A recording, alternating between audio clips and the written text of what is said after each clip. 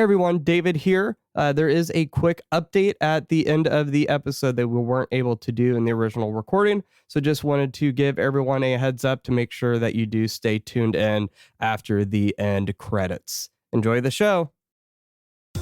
Previously on the Kaiju Apostle podcast. So, I mean, have you seen the balls of crap that they roll? If you get stuck in that, you're done. There's no way of getting out. Probably scarier than a human centipede. Speaking of dung beetles. You didn't like Japanese Alan Rickman as the villain? Every movie I'm like, oh, this one's pretty good. We should probably all like this one. Turns out, no. we don't all like this one. You know, horror franchises used to be like a dozen movies. Like Freddy vs. Jason 12, when they're like, have left hell, and now all they have left is like, I don't know, the park down the street to fight at. Where else is there? Welcome back to the Kaiju Apostle podcast, the show where two seminarians discuss and read way too much into giant monster films. I'm David. And I am one of tonight's Chris's. Yes, because this episode we are discussing the 1974 film Godzilla vs. Mechagodzilla. And joining us tonight, well, I say that. I need to stop saying that because it's not always tonight when you're listening, is Christian Gonzalez, or as he goes by on Twitter, Seaguns. How are you doing, Christian? I'm doing great, man. I'm glad to be here. Happy to be on. You gotta say though, like, where does Seaguns come from? All right, so when I was talking to my friend Adam Milicevic, I don't know if you've heard of him before. His handle is A Civic Dilemma, and I was like, that's really cool because it's your name.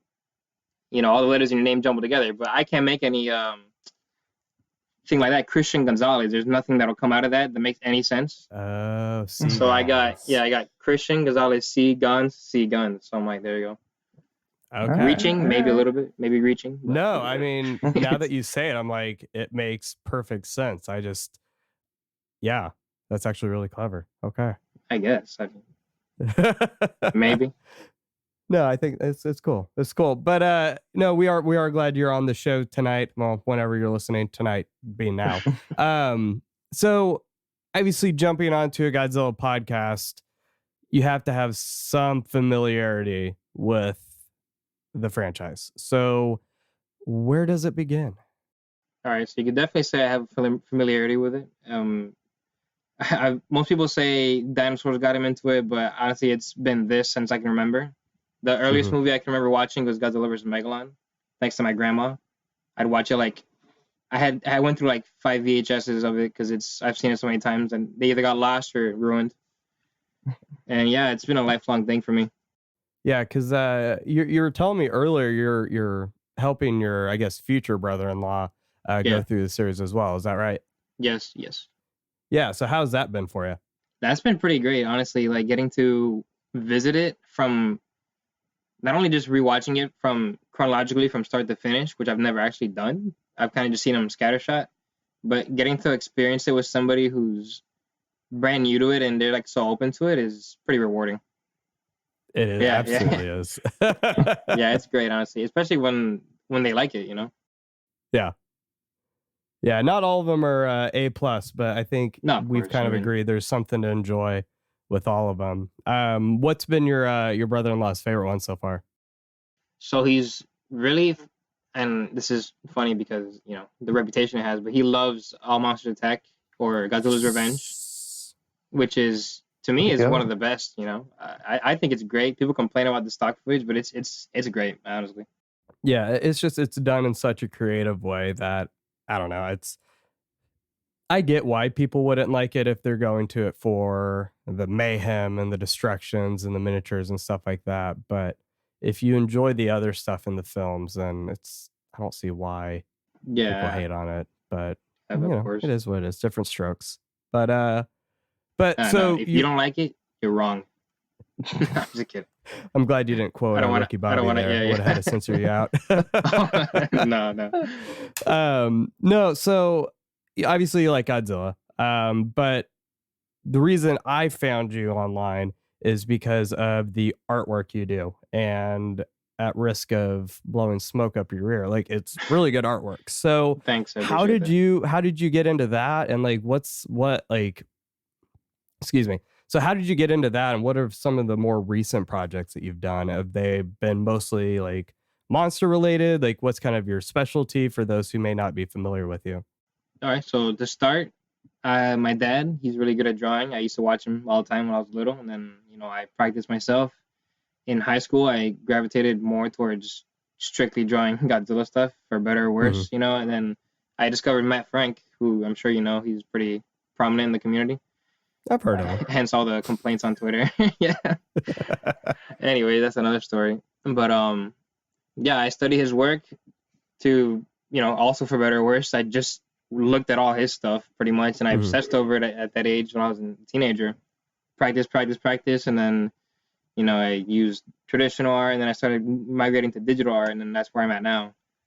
So I've been strictly drawing to practice it since high school. So like, I don't know, like 2014 is when I graduated. So math.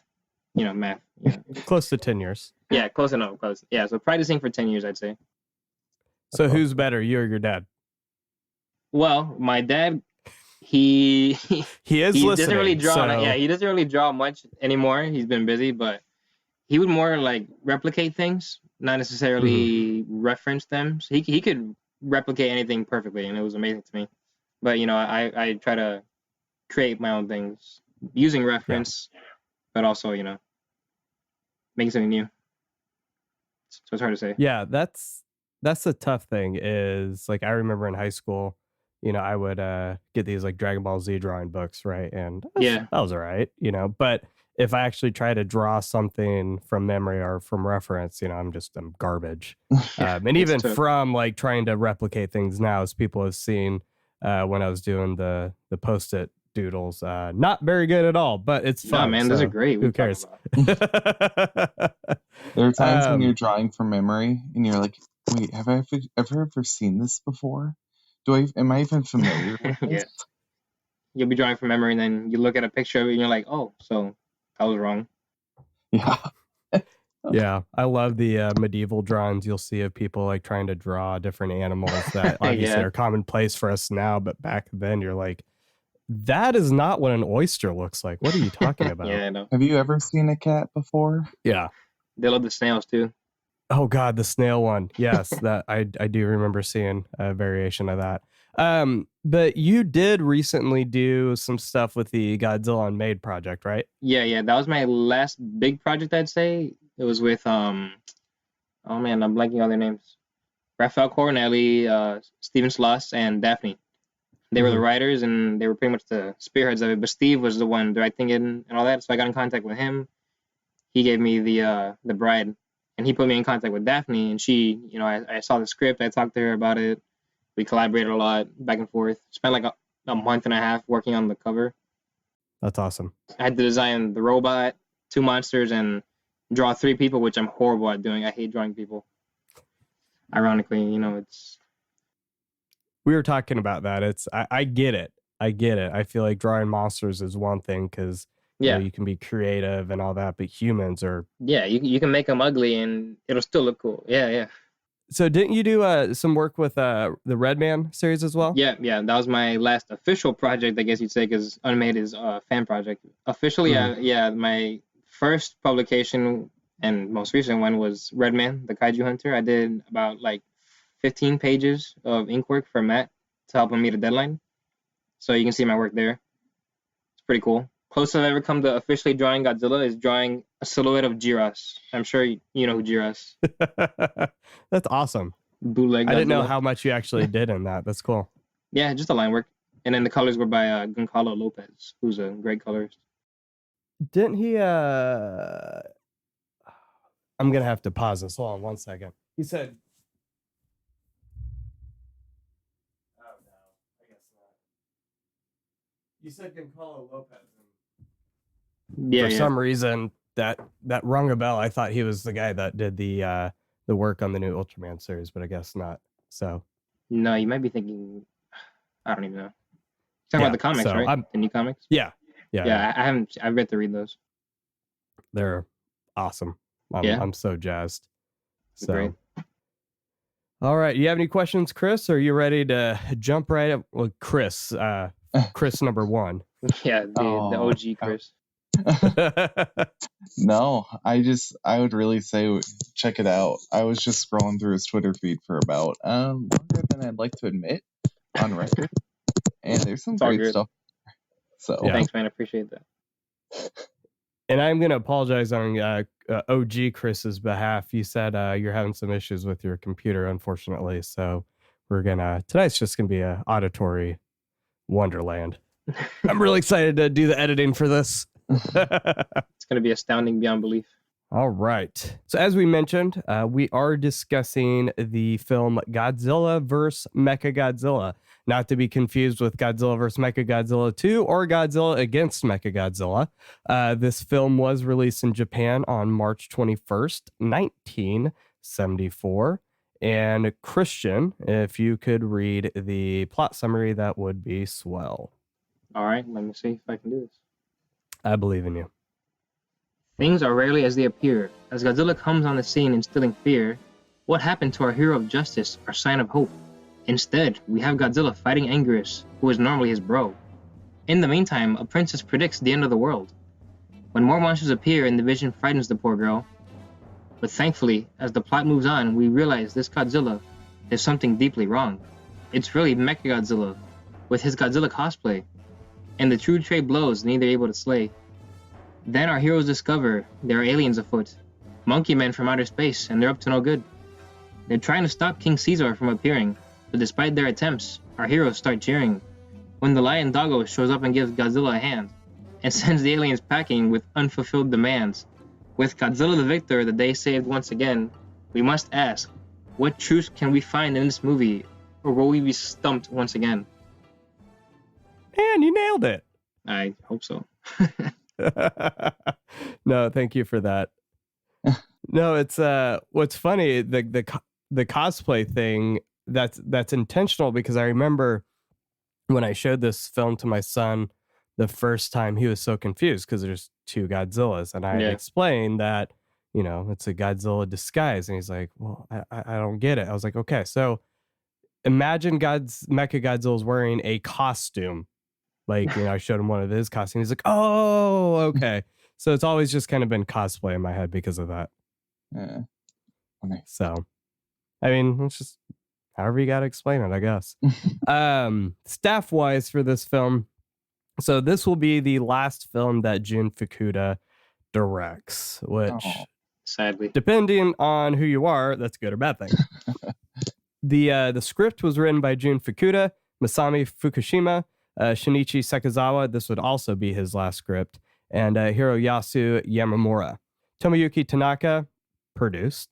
This would also be the last score by Masaru Sato, which is definitely a bummer. Cinematography was Azuro Aizawa, and then special effects again was Teruyoshi Nakano. So as I'm sure you've noticed, if you've been listening to our show, we've kind of been dialing back on like the context and trivia. Not that it's not important, but as the movies progress, it's just we're realizing a lot of these other shows have. I mean, a lot of this is common knowledge, right? So we don't want to spend a whole lot of time on that, but we are trying to bring up stuff that we do feel is important or relevant without spending 20 minutes on this. A couple points to bring up, which we are indebted again to Dave Collette. The movie does bear some passing resemblance to both Johnny Sacco and His Flying Robot, which was a TV show, along with, and I feel like this is probably a little bit more obvious, Planet of the Apes. Compared to previous films, again, we're not getting those staples of actors that we've been used to, right? But we do see more actors here that are recognizable compared to the past few. So Akihiko Harada comes back with Hiroshi Koizumi. They both have somewhat, prominent roles in the film. And then, of course, I'd be remiss if I didn't mention the cameo from Kenji Sahara as the captain of the boat. Yeah, that's really about all I had, apart from, again, mentioning, this would be the last time some of the creatives would be working on the film, which is an absolute shame in regards to Sato, because this is, I would argue, actually probably my favorite Godzilla soundtrack of all time. It definitely bumps. Yeah, It's so it's different. good. It is. So Chris, if you could do us the honor and read us our poll for this movie. Okay. Yeah, so this time, inspired by Mechagodzilla, we asked about our High Priest Moist Minya and asked, did Jun Fukuda miss out by not making Mecha Minya? And I had suggested that a moist robot would be in a little bit of trouble, but even that was the most controversial Twitter opinion. It got quite a bit of pushback. So thankfully, out of the three options, someone said that Minya is still an abomination. So my Twitter handle is @ChrisWorms. Feel free to block me now, because I'll block you first. The second option was David, please stop. And I really feel like, when Jesus as a prophet is not welcome in his own town, that's how I feel, David. You are not welcome in your own town. You came to your own, and your own did not receive you. And then I mean, finally, it's persecution, man. You gotta stand for the truth. Honestly. And then thankfully, cooler heads prevailed, and with exactly half of the votes, people said that it is a shame that we never got Mechaminya. Which, the more I say that out loud, the more I like the feel of it in my mouth. Right? That's what I'm saying. You have to say it, Mechaminya. Yeah. Like, now, here's the thing, Chris. I told you I was going to save a meme, right? But I'm not going to do it because I wouldn't be able to do it justice. So this is our meme challenge for the week. So instead of Minya, this is the only way you can make Minya an abomination, would be minions. So you combine Minya with minions. Something just came up. I gotta leave. That is amazing. Right? But here's the thing is I know I could do a crappy Photoshop. It wouldn't do it justice. So whoever's listening to this, you have my blessing. Run with it. You will make buku bucks. Just saying. You could capitalize to like the boomers, the boomer Godzilla fans. It's perfect. That's true. We'll see a new breed of memes, just those inspirational quotes going on. It's going to be great. That's true, because their hatred of Minya will be overridden by their desperate need to share every Minion meme they see. Exactly. Oh my god. Exactly. See? This is why you're my best friend. I love the way your brain works. All right. So Twitter discussion. So Godzilla versus Mechagodzilla. We got Godzilla, Robot Godzilla, an ancient lion/dog monster, a jazzy AF soundtrack, aliens, action, explosions. What isn't to love? But tell us, what are your thoughts? Does this movie deserve the hype, or is it half-baked? Is it not quite ripe? So, to be honest, almost all of the comments were positive. So, I had to kind of double dip. I try to not share the same person week after week, but I had to double dip for the negative comment here. So, we had Raphael Cornelli, who was brought up previously in regards to the Godzilla Unmade project. He said Masaru Sato was an absolute wild man on the score for this one. I agree. Amen. Brian T. Alexander said this is one of the best. It has an energy to it that had been missing from many of the previous films. Yoink, which appreciate you stopping by the way. It was good to see you around. Motoyoshi Tomoyoka and Takeshi Yamamoto did an incredible job with the cinematography on the effects side of things. There's a reason those Mechagodzilla hanger shots are so iconic, which as a kid, I was always so impressed with those scenes, and it's just a wash of nostalgia. It's wonderful. Yeah, I could do that. Here's our more critical comment from Luke Giaconetti, which love you, Luke, but obviously you're the only negative comment here, really. I've never gotten all the love this movie gets. Honestly, I find it slow and more than a little plotting in spots. Much prefer its follow-up. Eager to give it another go, however, which we appreciate that. Hopefully you feel a little bit more positively. Yeah. Hopefully you feel a little bit more positively. Whatever. I'm just leaving that in. And then Will of Space Tree Studios. Best comment. It has a scene where the evil monkey man throws a folding chair down the stairs at someone during the epic chase scene on a cruise ship. 11 out of 10. Best movie. Well, honestly, though, I'll drink to that.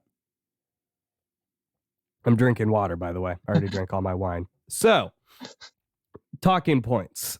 Chris, as usual, since this is the first time you've seen the movie, let us know. How did it work for you?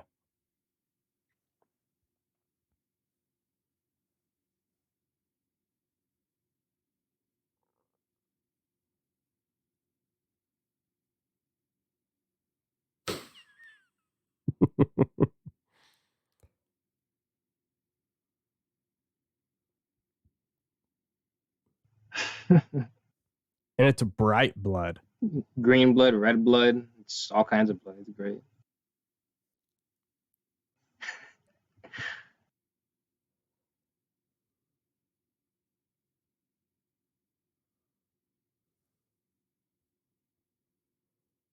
Mm-hmm.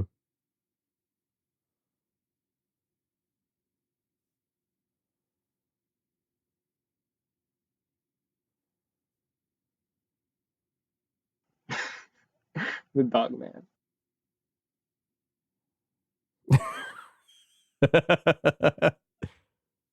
Yeah.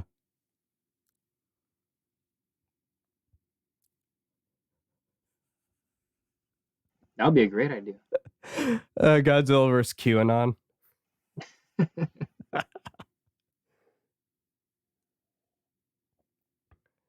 Mecha Pizzagate.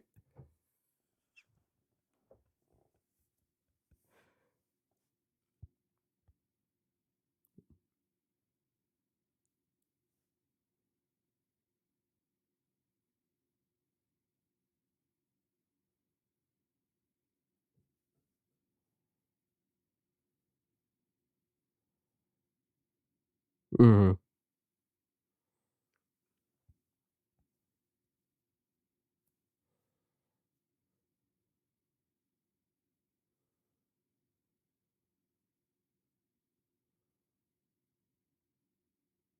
Mm-hmm.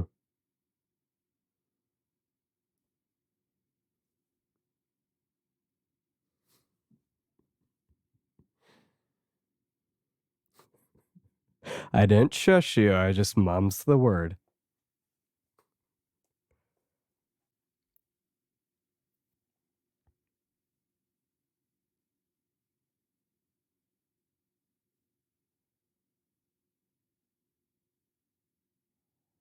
Yeah. And that is surprising to hear because we've established that that's not the thing that hooks you at all. But I think we talked about that last time, though. Is there's just always going to be controversial opinions, and by no means what Luke said was controversial at all. But it's one of those things where I've just realized that your favorite Godzilla movie will be someone's least favorite Godzilla, and vice versa, right? So there's always going to be someone that I already doesn't know. enjoy a Mine film. already is. Yeah, I know. It's the movie you haven't even seen. I already know people don't like Son of Godzilla. Oh, I thought you were talking about 98. It's number 2. So what about you, Christian? I mean, I know that you said you've seen this a few times growing up, but as an adult, does that movie still hold a special place for you, or what's kind of your take on it? Well, first let me preface this entire conversation by saying that I love Fukuda and Godzilla movies. They're my favorite. They're so good because they have the most like flavor, like his costume design, his scenery, like all his decisions are like just like it's whatever the hell he wanted to make first, and then a Godzilla movie second. It's like it's not necessarily Godzilla driven movies. Like the sea monster is definitely not. This movie was, like Godzilla's part of the prophecy and all, but it could still function as a movie without Godzilla in a way. Most of his movies, maybe not this one so much because it's but I just like his flavor. His it feels so like Showa. That to me that's what defines the Showa series is like the visuals of his movies the most. The cinematography is on point in this movie. It's so good. The shot of the explosion when the cars parked across the like the lake, the river, the bay, whatever. When Godzilla's fighting Mechagodzilla for the first time, the explosions and that composite shot's like so good to me. It's great, And funny you mentioned the beam because that's the first time we see a beam clash in the Godzilla franchise. I'm pretty sure. And it's ridiculous. Mechagodzilla goes on Yeah. forever. Yeah, I know.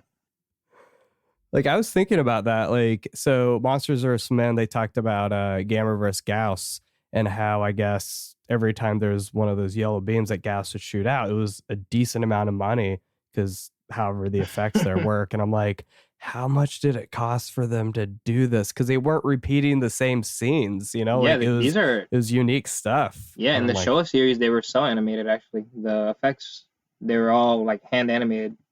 Yep. You can tell they're kind of cartoony looking. It's because they were literally hand animated. So I can imagine the poor guy who had to make Mechagodzilla's onslaught. Oh, man. That must not be fun. Interesting. What were you going to say, Chris? Oh, he was like talking about the animated look. That's so interesting. Yeah. There's a book about it, but it's in Japanese. I can't read Japanese, but Okay. Well, get on it. We want to know. well, hey, listen, we've got time. I studied it for 2 years. To stop listening, Yeah. Translate it. but someone should translate it. Yeah, For free. for free. It's translate it for the exposure. Come on. For the fans.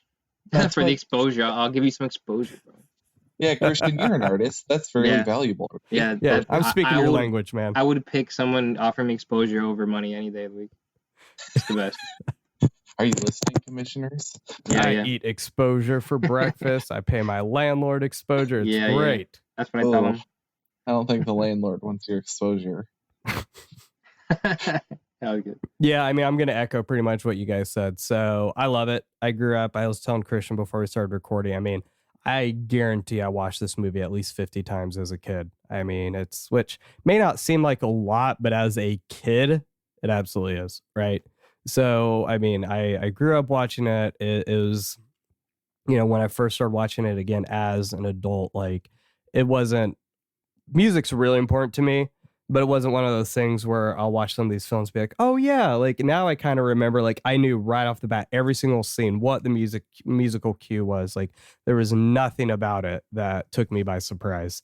And it's just one of those films that will always be like iconic Godzilla to me. I think exactly why you said, Christian, it was like Jun Fukuda made the movie he wanted to make and Godzilla was involved, right? And Yeah. I think sometimes that's what we need. We've talked about that, how some of the more unique or the more risk-taking films in the genre are some of the most enjoyable ones.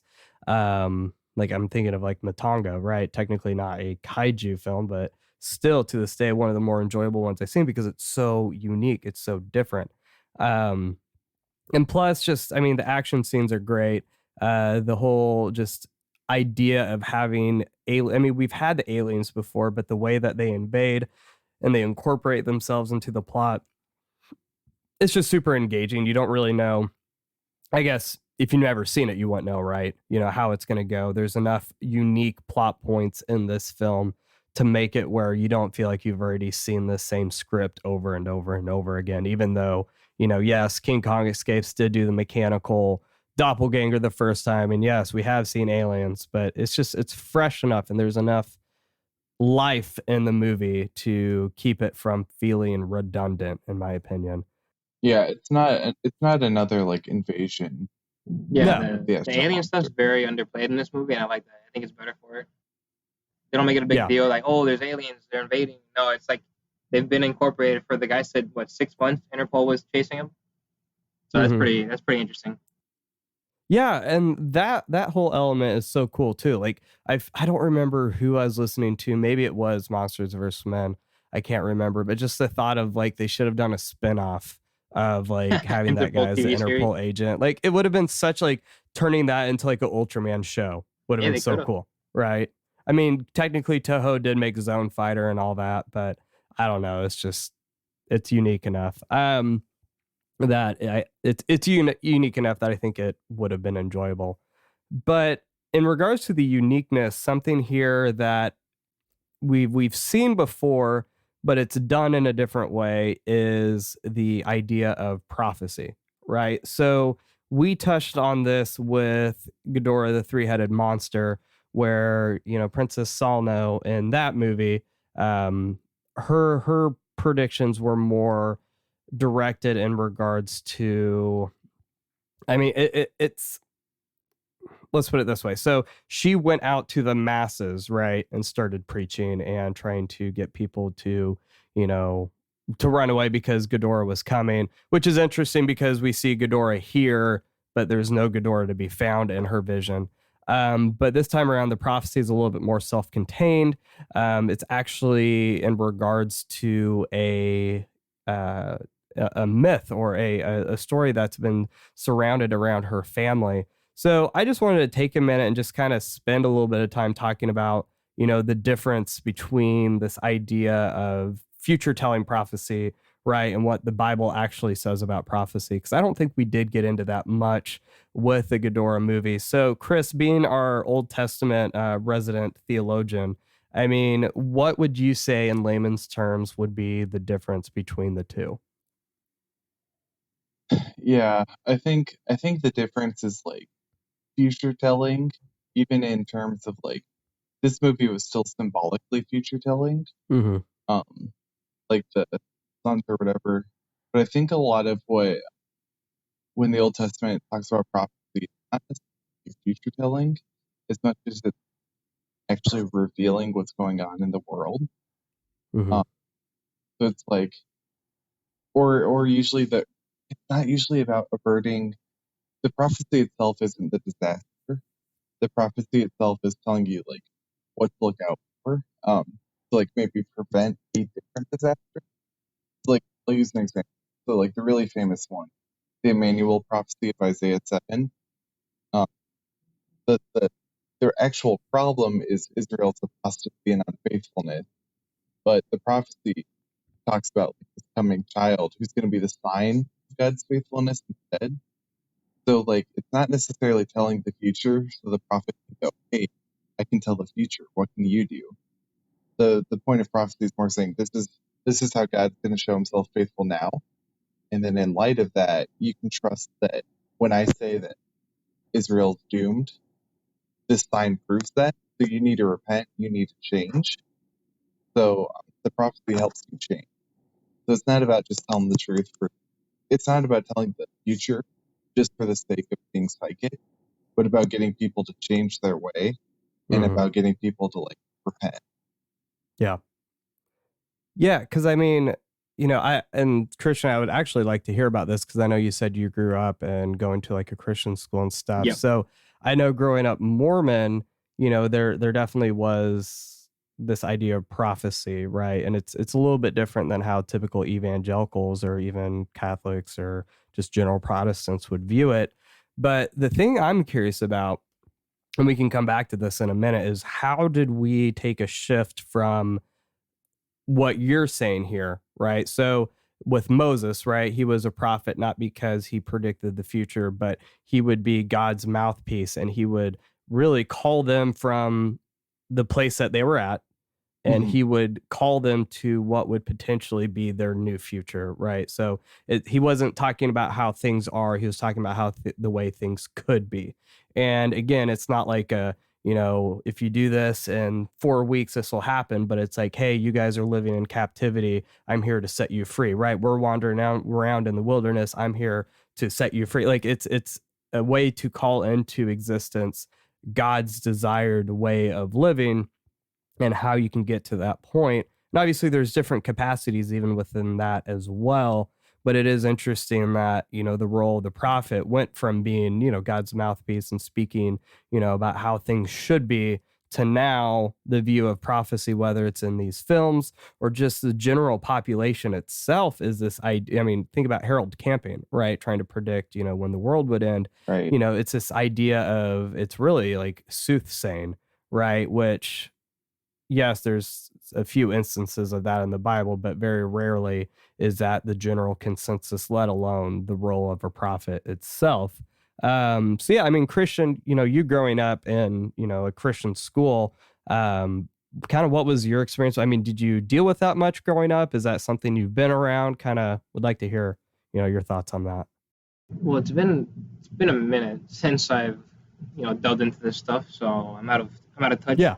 for a bit. But like for the examples you gave, one example that Chris gave was more of a, this is gonna happen. This is what you can do to, prepare for it. Kind of. Am I right in saying that? Yeah. And then what? This is how you know to prepare. Yeah. And then what you were saying about Moses is more of like a call to action, I guess you'd say. Mhm. More of like, we could. It's not saying that this will happen, but if we take action, and it could happen. Like it's certainly an outcome that is foreseeable, like whether it be a given or not. But one requires like a call to action, and the other one's more like it's gonna happen, but you can prepare for it. I don't know if that makes any sense. Mhm. Because I was thinking in terms of the movie, at least, it's not a very. In Ghidorah, it seemed more like, okay, this is gonna happen, so like get ready for it. You can't really do much about it. Just she never really tells him what you can do. It's just, this is gonna happen. Buckle up. Okay, what do we do about it? And in this one, it's more like the people had to make it happen in a way. They had to get the statue. They had to take it to where it had to be. So it fulfilled the Moses type prophecy, if you will, where it was more like, this could happen like this if you follow the steps that we've told you, essentially. Mhm. Or I could Yeah. be entirely wrong. Who knows? The other question is just kind of like, when does prophecy become just like a plot device? Yeah, that yeah, of course. explains, yeah, when it explains like a convenient plot point, and when does it actually drive the story?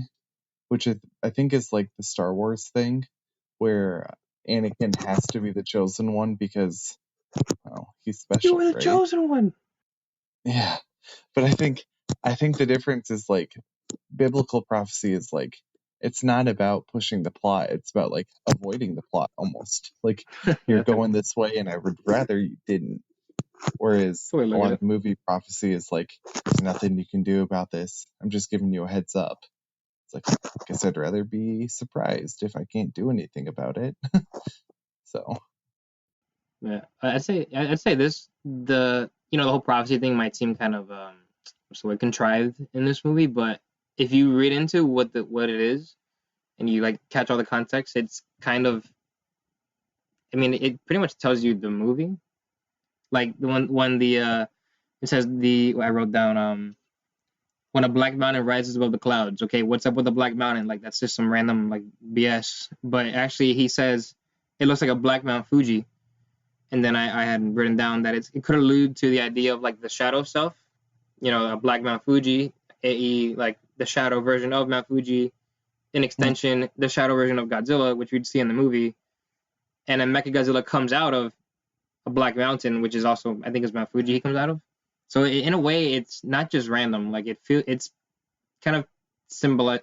It's symbolic of things to come in the movie, but not in like a blatant way, if that makes any sense. yeah.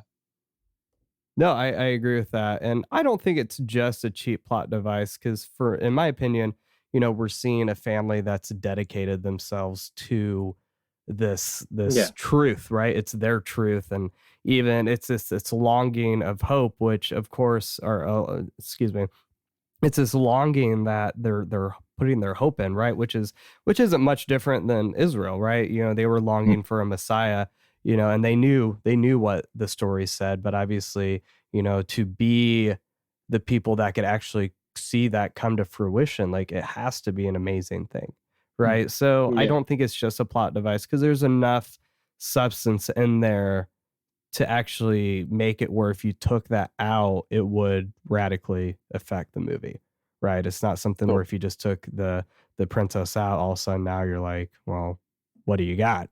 Yeah. It actually means something. And that's, going into that, I think it's one of those things where I was talking to Christian about this before. I've seen this movie so many times where like I've grown so comfortable with it that I really had to like push myself to think outside of the bounds here. So just this idea, I'm really indebted to Eric from Monsters vs. Men because we were chatting a little bit about it. But Miyarabi's prayer. So I was going to read that really quick. So even the great burning sun pierces through the curtain. Beautiful morning sun from sleep, the star wakes, my Caesar. Beloved star of the beach, we are waiting for you to be here. Caesar, strongly help, hear the young children's lament. the tears on their cheeks. Grant us your help. Listen, my heart is burning, is burning. Caesar, Caesar, Caesar, King Caesar. Even the great burning sun pierces through the curtain. Beautiful morning sun. From sleep, the star wakes, my Caesar. Beautiful fruit of the coconut tree, we are waiting for you to be here. Caesar, strongly help. Red king of the day, I am calling you. Listen to my request. Grant me this. Listen, my heart is waiting, waiting. And then, repeating the Caesar refrain. And obviously, like, the Psalms aren't the only prayer out there that kind of have this feel, right? I don't want to make it seem like everything we're talking about with these movies, like, oh, of course they base it off Christianity. No, that's not the case. But as I was reading these lyrics, I was like, this definitely, like, you just need to tweak a few things and it definitely would fit in the Psalm book, right? So what's interesting to me again is, we're seeing a prayer here that isn't just, how do we incorporate a song so that we can have a actual singer lend her pipes to the film, but like when you understand what she's actually saying, like, again, this is the cry of a family, a people that have longed to see the fruition of this prophecy come to place, right? So again, I'm gonna push on you, Chris, being more familiar with Hebrew scriptures than I am. Like, do you agree with that assessment? Like, I like seeing the similarities there, like as you heard the words, like what were, some of your thoughts there? Yeah, it definitely this like trust and this dependency is so different. Like we're so unused to the way that people would trust in like God or just deities in general for help. Like this sense of like helplessness in the world around you.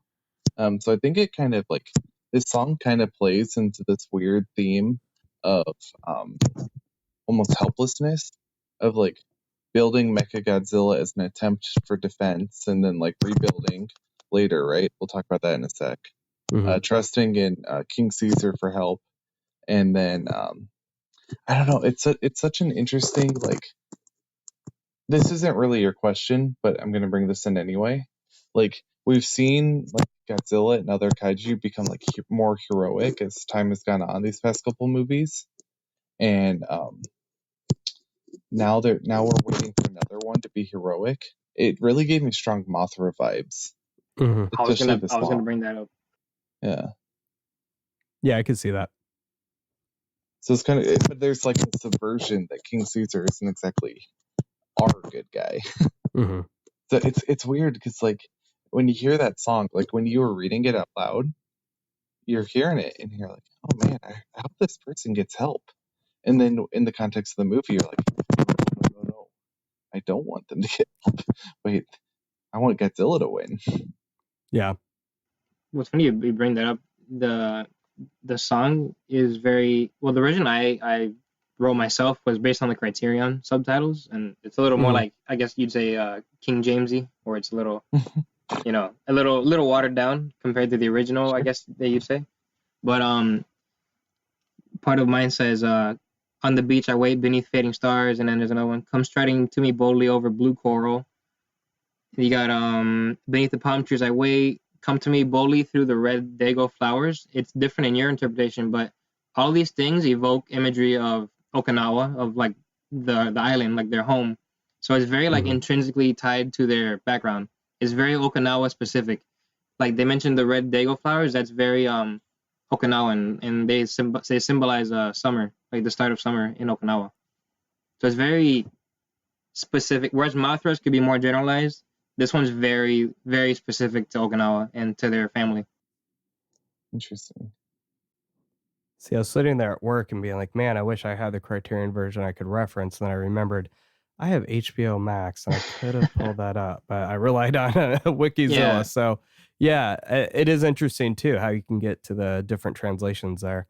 But yeah, you're right. It's very rooted. Like it wasn't, what's interesting, Jun Fukuda actually wrote the lyrics. Yep. So Jun Fukuda wrote the lyrics for the song, which was interesting. Usually it's Shinichi Sekizawa. And it is interesting, just again, these aren't just like generic words. Like there's a very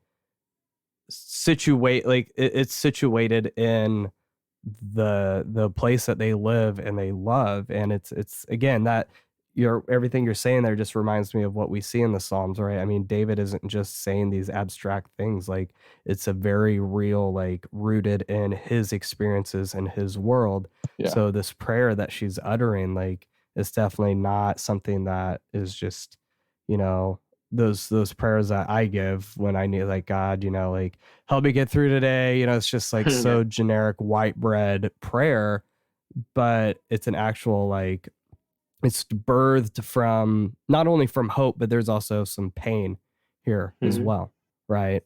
So Longfulness.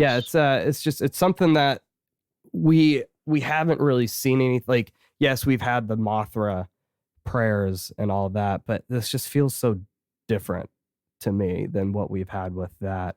I don't know why. It's just, yeah, I can't put my finger on it. It's just, it does feel more unique.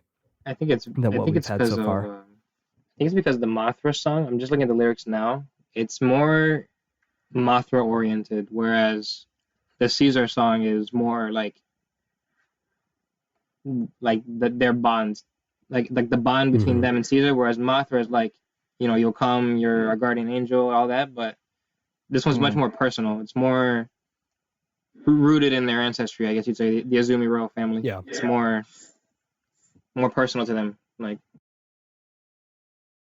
I can see that, and maybe that's it. You know, again, not even really knowing the lyrics. I mean, yes, I've seen them pull up on screen, but I'm not going to say I've sat there and studied it, right? Yeah. But yeah, not necessarily knowing the words. It's definitely has more of that intimate feel to it, I think.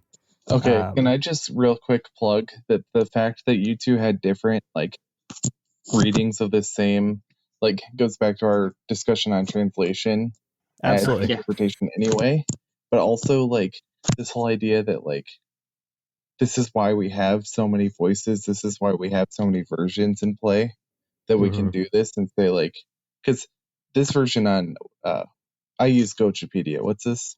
Wikizilla. Oh, whatever. House Divided. The fact that it was generic, it was vague, but the criterion was very personal. It's kind of a nice little, like, shot in the arm of feeling good about reading into this stuff, because maybe there's reasons we continue to investigate. Maybe there is a little more down there. Wink, wink. Wait, so you're saying the King James isn't the best version of the Bible?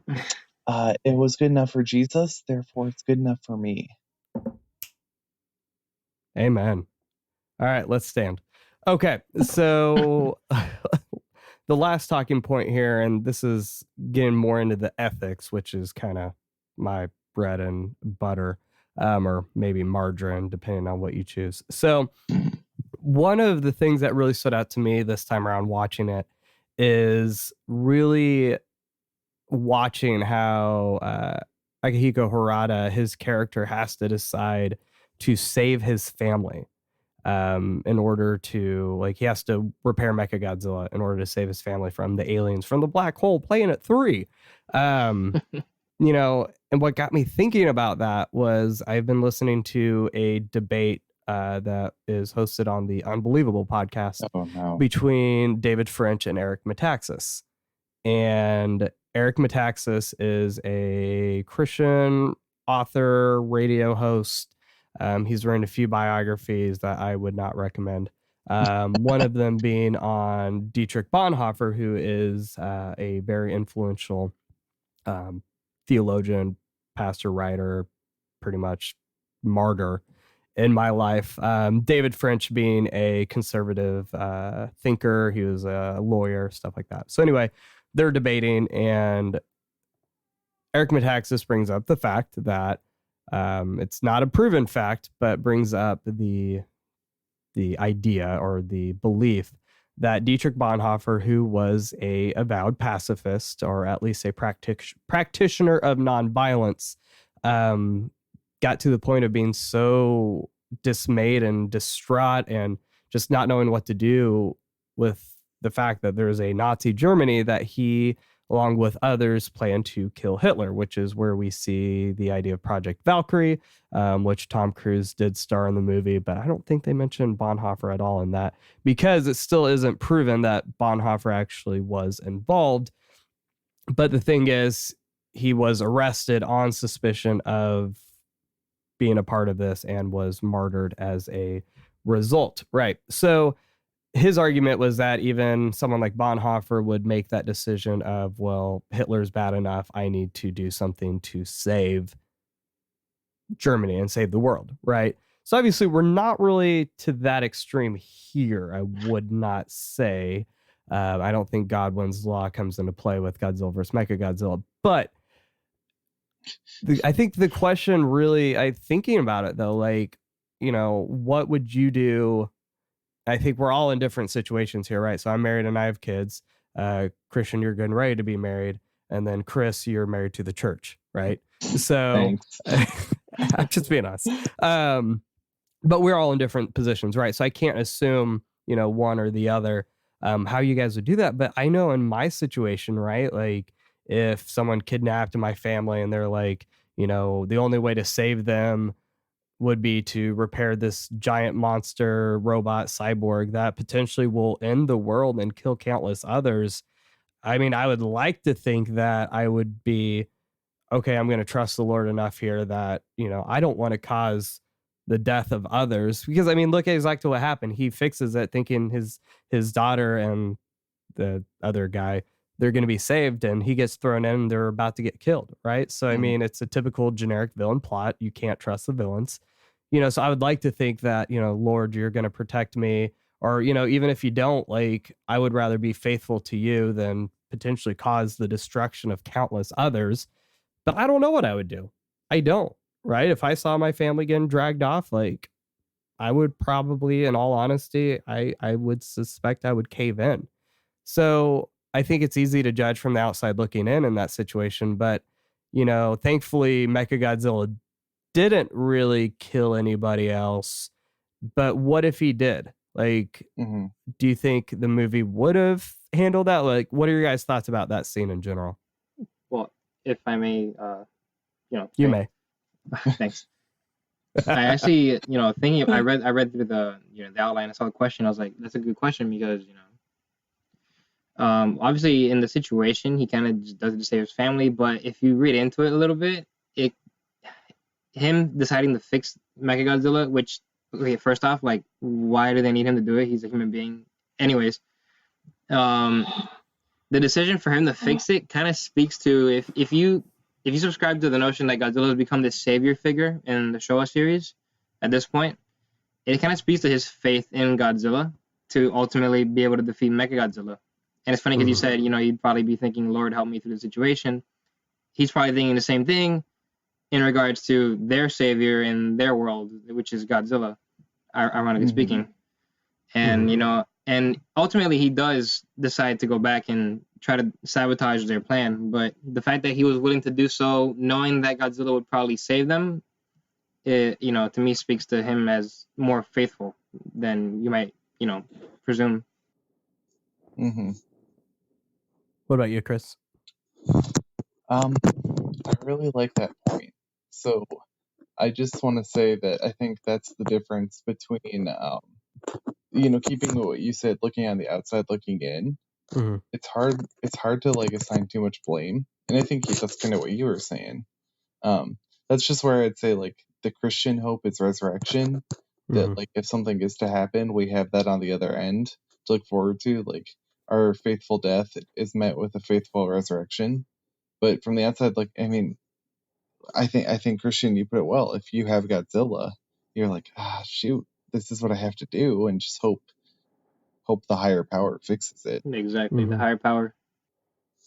I didn't think of it that way, but I like it. Yeah, I do too. Yeah, it's just tough. So the reason I asked that, and I kind of want to open this up to you guys as well. So I remember having a discussion with my wife's best friend a few years back. We butt heads like billy goats, right? So there was a conversation about how we don't own a gun in the house, and I have no issue with people owning weapons at all, but we don't.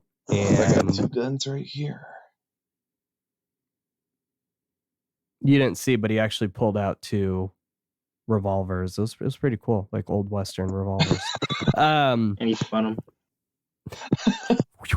They're so intimidated right now.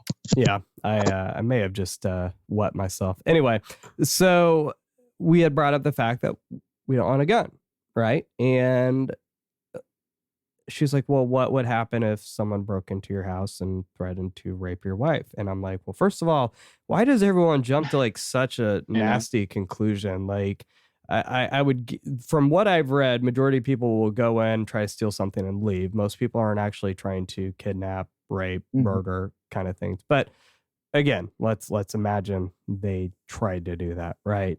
You know, that's one of the things we're being, you know, and studying just peacemaking at Fuller and going into nonviolent ethics.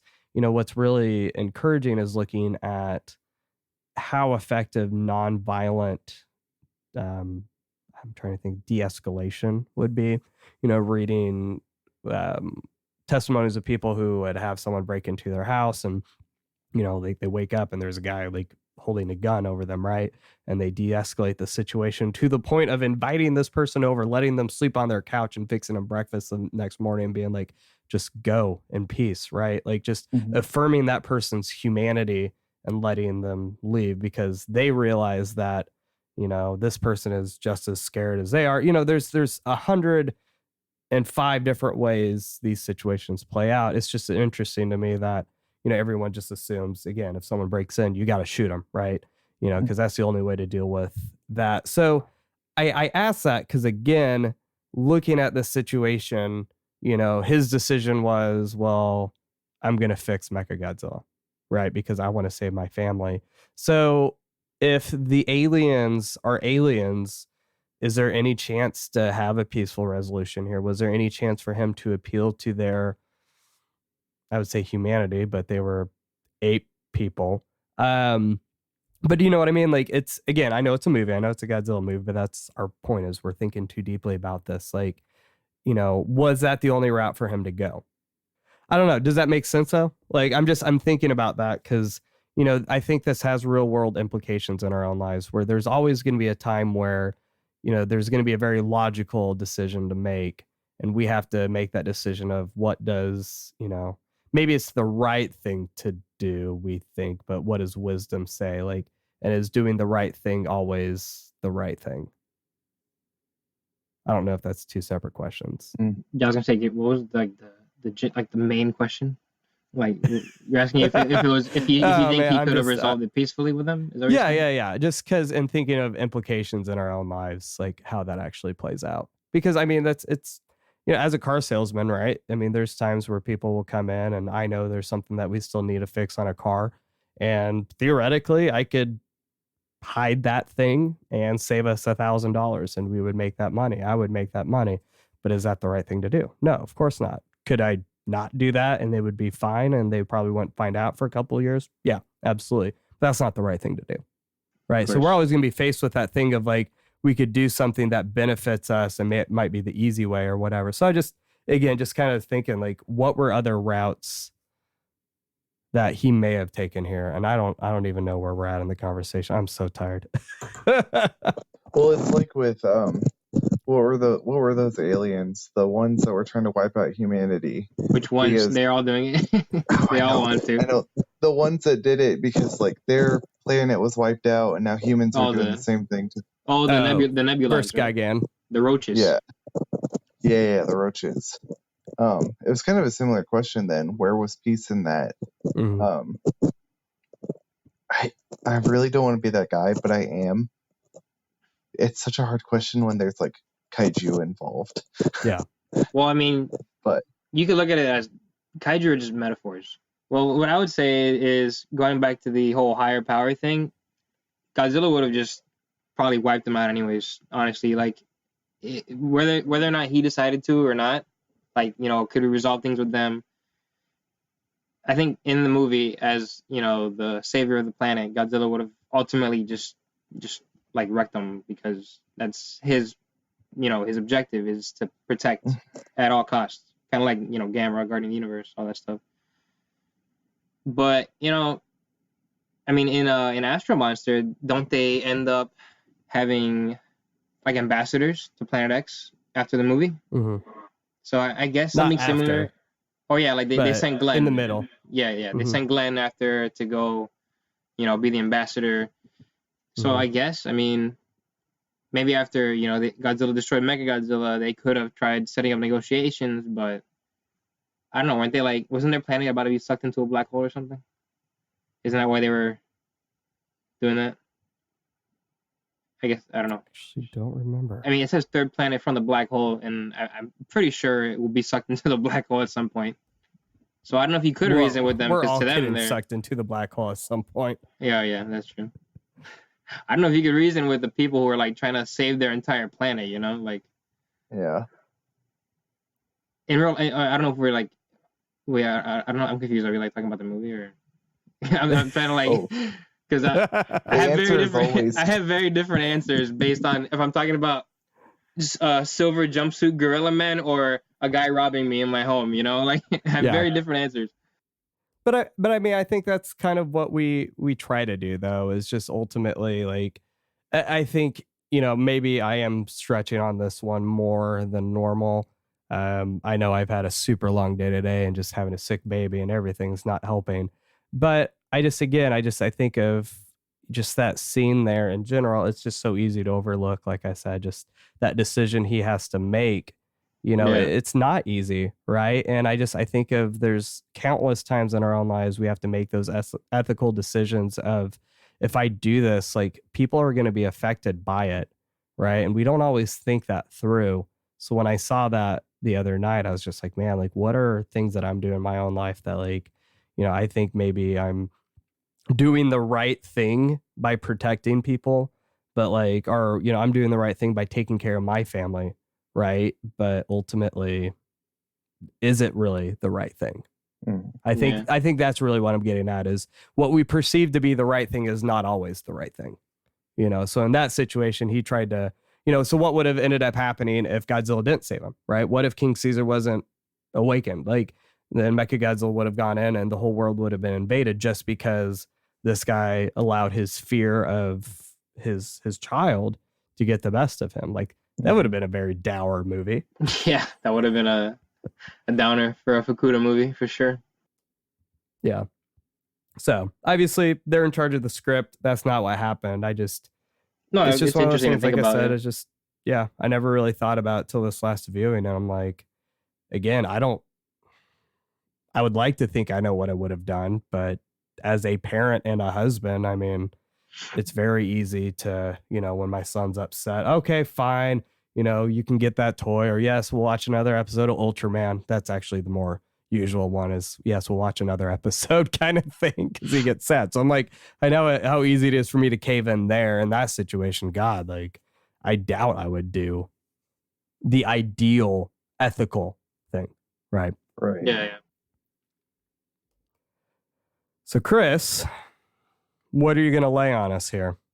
Because I know you just the look on your face, steaming energy of just thoughtfulness and care. I just really have to say, like, just as this family looked to the coming of King Caesar, we as Christians look for our coming King Jesus. And it's just as they said, "Come quickly, Lord Jesus," or they said, "Come quickly, King Caesar." We say, "Come quickly, Lord Jesus." And even more, picking Christians, he said that flower, the Dago flower, is associated with summertime. Jesus in Mark 13 says you should pray that judgment comes in the summer and not the winter. Let's get a little deep dive. So you didn't bring up the fact that King Caesar was in a cave and, Jesus was, in a David, cave. I think you've just joined me on this deep insight train that I'm in. Let's all welcome David. Oh man. See, there's just so many in this movie. Just like how Mechagodzilla is himself an anti-god, an anti-Christ. Yeah. That's the route I was expecting. Yeah, that's the easy one though. And the only thing that's not a Christian insight is that there are apes and and humans in this movie. And as we know, if evolution is true, that wouldn't be the case. Also, I have something that I thought of that only occurred to me this time watching it that I wanted to bring up. That Please. let me read through it real quick. All right, so King Caesar in this film seems to represent the savior of the old world, whereas Godzilla is the savior of the new world. But neither of them can beat the threat, which is Mechagodzilla alone. You see, he can tank the missiles, but the beam just like injures him and he has to go heal. Caesar can deflect the beam, but the missiles just body him. So it's the coming together of new and old. I guess you could say New and Old Testament, or I don't know, wherever you want to take that train. But the coming together of the saviors is what ultimately thwarts the anti-savior, I guess you'd call. Look at this. Look at all three of us. We All are a three. cult. We are a cult. Oh, this is historic. I love overthinking this stuff. What they should have done is put the Pitaro, what is it? The Pitaro earrings on and done just fusion Oh, the dances. fusion, Oh, yeah. oh my Yeah. God. Because see, they complement each other, right? And then they just fuse in, but they'd have to make sure to do it right. Otherwise, they'd get all It's like nice and round. It's like poetry. It rhymes. Amen. All right. All right. So as we conclude this episode, I wanted to read a few reviews that we got since last episode. So the first one here comes from Terry2099. It is entitled A Very Thoughtful Monster Podcast. Hopefully that does not change after you listen to this one. Just kidding.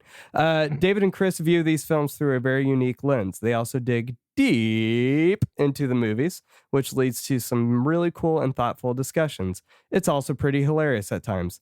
All hail High Priest Menya. Thanks, Terry. Thank you, Terry. And then we also had Sam Hagler, entitled Great.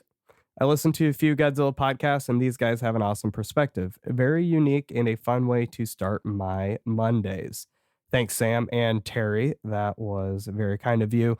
As we've talked about before, but I kind of just stopped plugging because, I mean, it is what it is. The reviews do help out quite a bit because people are going to go on. And, I mean, there's countless, even, defunct Godzilla and Kaiju and Tokusatsu podcasts out there. So those kind of reviews going into what to expect, it does help people decide if they want to invest in our show or not. But we did and my also... ego is huge and needs a lot of upkeep. That is very true. That is very true. Christian, so thanks again for joining us tonight. If you wouldn't mind, take a little bit, plug yourself, where people can find you. And then maybe talk about some stuff that you've got going on as well. Sure. First off, thank you so much for having me. It's been a blast. I love talking to you guys. Very insightful, very unique perspectives to look at. So as far as my plugs, Instagram, you can see me Instagram at Seaguns, C as in the ocean sea, and then guns as in Guns. And then Twitter, I am oh good. Twitter, Seaguns, same thing, _art, because some random person has Seaguns. I don't know who they are, but I'll find them one day. We'll find you.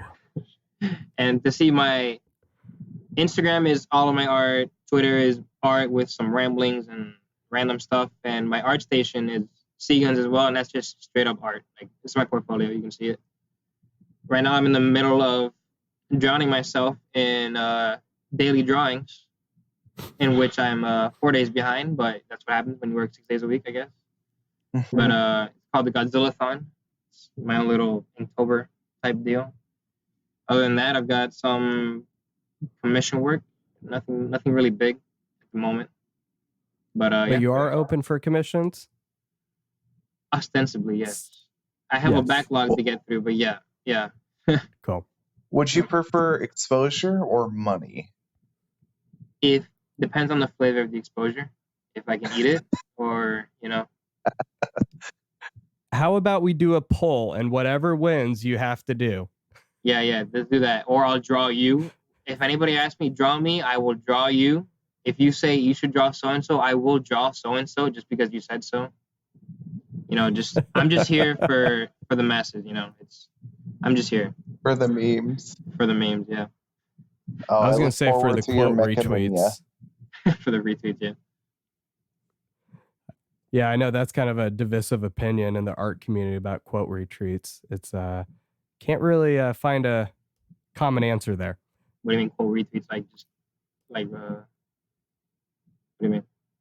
Well, so like when you retweet it, but it's not you make your own post, right? Oh, Because okay, people are like, got you. it takes away from the original and Yeah, this yeah. and that, and yeah, I've Guys, never. don't steal art. Don't steal art. It's not cool, guys. It's not cool. Just give credit where credit is due.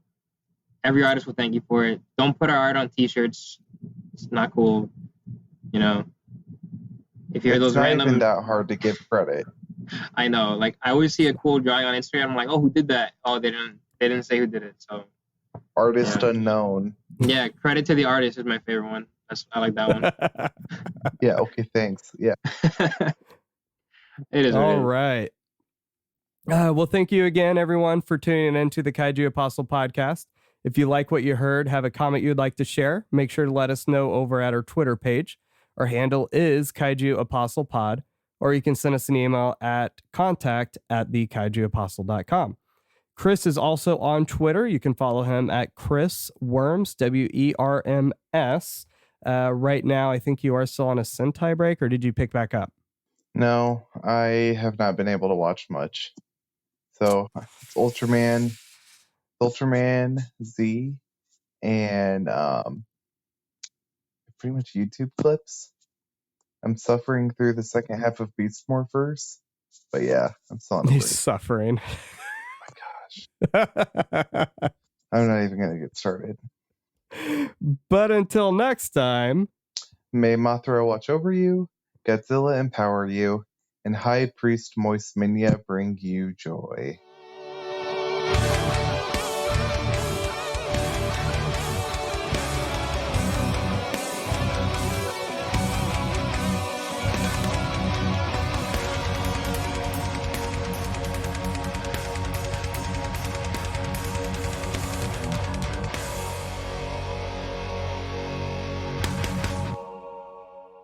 all right. So this was originally going to be an update with me and Chris, but he's had some family stuff come up. So I did get his blessing to do this on my own.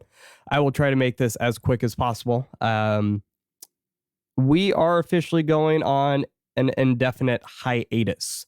So we did have a little bit of a break earlier in the year. That was in February and March to observe the Lenten season and to prepare for the birth of my daughter. Now, if you've listened to the show, you're pretty aware that did not go as planned. So spent 6 weeks in the NICU, took a lot of time to get adjusted at home. We didn't even get back to the show till really about June or July. Not 100% sure on that. I'm tired. Anyway, so point being, we did have a little bit of a break, but that wasn't like an actual hiatus. It was supposed to be a short-term break. This time around, it is going to be a little bit more prolonged. We don't have a set time when we're planning on coming back. There's a couple reasons for this. Very simply put, we both have been in school for a while, but I know on my wife's end, I've been in school since I have been with her. So we're getting close to, it was about 7 years. And then after I graduated with my master's, then I started the podcast. So on her end, it really has felt like I've been in school this entire time, right? Deadlines and the editing and everything else that we've been doing. So we just felt like it was in our best interest as a family for me to really just kind of take a step back and just reevaluate this whole year, just kind of get everything back in order. We've had a lot going on with new jobs and again, with having a new child in the home. And Chris has been really busy too with the different ministry roles that he's in. Work has been picking up for him as well. And to be honest, I mean, we've really enjoyed the show. We've enjoyed the relationships that we've built most of all. But this is going to give us a chance to kind of take a step back and reevaluate how we want to proceed moving forward. We're able to kind of re-energize our creative muscles, so to speak. And that is the goal. The goal is to come back at some point. But as of right now, we felt like with the Showa era of films ending, this would be the opportune time to start this hiatus. So what's going to happen is we do have a couple episodes left on the docket for this era. So we do have Terror of Mechagodzilla next. We are planning on doing a Showa recap. Really excited about that one. And then we do have a Christmas surprise after that. So that's kind of going to be what we've got lined up for now. So again, the goal is we would like to come back at some point in the future. But I'm really going to we both have just decided, you know what, we're not going to set a deadline out. We're just, when it's right, it's right. In the meantime, we both are going to stay active in our different roles within different fandoms. Again, as you're all aware, Chris is a little bit more involved on the Star Wars side of things. I do have a personal Twitter account now, so you're more than welcome to follow and interact with me on there. If you want to go over to our Twitter page, you can find my handle there. Any prayer requests, emails, you can always still direct that via email. We're not deactivating the Twitter account or anything, so you're more than welcome to message us on there as well. It's just we're not going to be active on there after our last few episodes here. So if you would be so kind, we would love your prayer. We would love just you joining with us and just taking this intentional time to recharge and rest and recuperate after a very long and exhausting year. Everyone is feeling it in different ways. And as much as we love creating things, it's more important to us right now that we are the best people that we can be. And having that moment to just kind of step back and recharge is probably going to, well, not even probably, it is going to be the best thing for us to do at this point. So we appreciate all the support and love and friendship, but we wanted to at least let you know sooner rather than later. So thank you for everything, and we look forward to what comes next.